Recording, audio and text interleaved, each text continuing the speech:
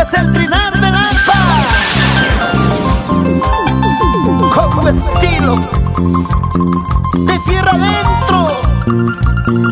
Claro, es nuestro amigo Edwin Cayetano. Y aquí está la voz juvenil del Perú, Célida Pedraza y Dani Producciones. Mi portadocumentos están llenas de fotografías de amores que yo tuve en esta vida. Ellos decían quererme, mentira. Ellos decían amarme, mentira. Mala suerte tengo en el amor, pues a mí siempre me engañaron.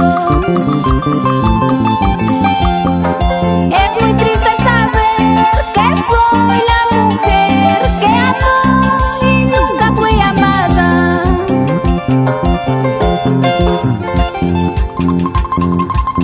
Mi vida está llena de sufrimientos solo por ti, ingrato, falso amor.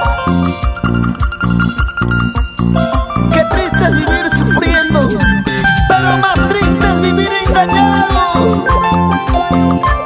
Vamos, vamos, Luchito Cribillero. Así, así. Somos los juveniles del escenario. Mi portadocumentos están llenas de fotografías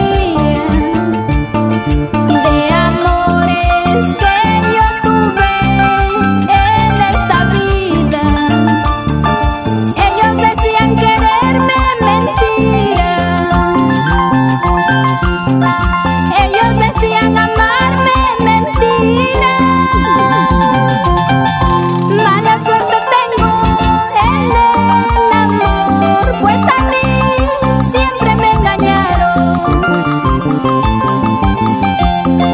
Es muy triste saber que soy la mujer que amó y nunca fui amada. ¡Ay, vida!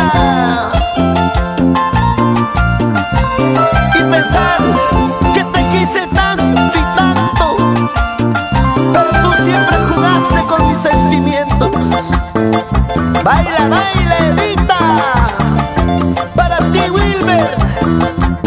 Y mírala, mírala, ahí está, la siempre solterita, Edita Campos. Oye, Evelyn Fernández, zapatea, zapatea, zapatea, sí.